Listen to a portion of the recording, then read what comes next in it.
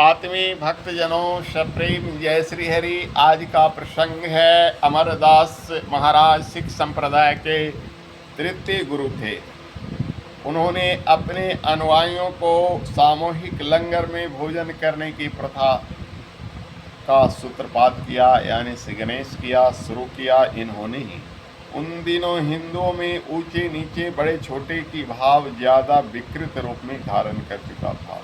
गुरु अमरदास की धारणा थी कि इस प्रथा से मनुष्य के बीच में नीच की खाई पटेगी, इसलिए उन्होंने अपने अनुयायियों को इस प्रथा से बांध दिया। वे हिंदुओं को एक सूत्र में बांधना चाहते थे ताकि मुस्लिम और ईसाई हिंदू न बने, क्योंकि हमारे बीच जो ये भावना आ गई थी, इसी कारण विधर्मियों ने भाव फैलाकर अपने अपने धर्म में मिला लिया। सिख धर्म की जन्म हिंदू धर्म की रक्षा के लिए हुई, भले ही बाद में वो अपने आप को एक धर्म मान ले, लेकिन ऐसी बात नहीं थी। उनकी विद्वता और गौरव से प्रभावित होकर एक दिन अकबर उनसे मिलने के लिए गया। अधिकारियों ने उनसे सूचना दी कि शहंशाह अकबर उनका दर्शन करना चाहते हैं। तो अमरदास जी बोले कि ठीक है, सब नागरिक एक समान हैं, हमारे पास एक ही ईश्वर के सभी पुत्र हैं, सभी भाई बहन हैं, भाइयों में मतभेद नहीं। अकबर को अगर यहाँ आना है तो आ सकते हैं, पर शहंशाह यानी बादशाह की तरह नहीं, सामान्य नागरिक की तरह। और वे यहाँ आकर सब आसन साथ वासियों के साथ एक साथ भोजन करें, माने एक पंगत पर बैठ के जैसे लंगर में भोजन किया जाता है वैसे भोजन करें। तो उनके इस प्रस्ताव को शहंशाह ने मंजूर कर लिया और शहंशाह ने वैसा ही किया, तभी कहीं गुरु जी के दर्शन पा सके और उनके सत्संग का लाभ मिल सका उनको। अकबर ऐसे भी हिंदू देवी देवताओं का और संतों का आदर किया करता था, इस कारण से उसकी कई कहानियाँ प्रसिद्ध है। ज्वालामुखी देवी का नंगे पांव जाकर सोने का छत्र चढ़ाया, हिंदू कन्या से विवाह किया तो उसके लिए भी एक अलग मंदिर बनवाया।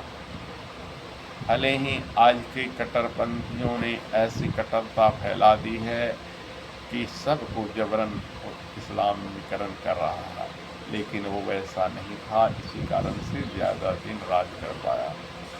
यहाँ कहने का ये मतलब नहीं है किसी की प्रशंसा किसी की अनुशंसा करना नहीं, बल्कि कहने का ये मतलब है कि सत्संग का लाभ वही मिल सकता है जो ऊंच नीच पद से, चाहे जाति से, चाहे किसी भी तरह से सत्संग जाने वालों को एक तरह से बैठना चाहिए। परंतु आज बड़ी विडम्बना हो गई, जाके बड़े बड़े बाबाओं के पास भी देखिए बड़े बड़े कुर्सी सोफे लगे हुए रहते हैं। जी नहीं, गुरु का स्थान सर्वोच्च होता है, व्यासपीठ से नीचे सबको जमीन पर सतह पर बैठना चाहिए। जैसे पहले ज़माने में बादशाह अकबर क्या, हिंदू बादशाहों को भी बड़े बड़े सत्संग में संतों के नीचे बैठना पड़ता था।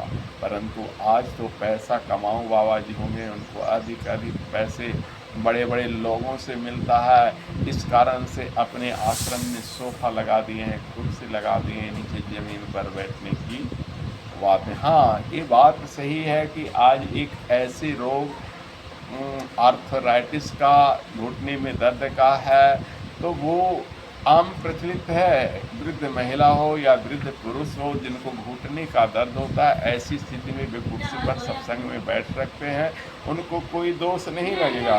परंतु सत्संग में बैठने का फल उन्हीं को मिलता है जो ज़मीन पर बैठें, और व्यासपीठ सदा ऊंचा होता है, व्यासपीठ से नीचे बैठकर जब कुर्सी लगा दिया तो समझो कि व्यासपीठ के बराबर आप हो गए। फिर गुरु से ज्ञान है। झरना के पास जाओ तो ऐसे दोनों हाथ को ऐसे करोगे तब जल पियोगे, उससे नीचे सर झुकाना पड़ता है। तुम गुरु के पास जाकर ऐसे बैठ जाओ कुर्सी पर तो क्या मिलेगा? सत्संग का लाभ नहीं मिलेगा। सत्संग का लाभ पाने के लिए सत्संग की मर्यादा का पालन करें। हरिओम।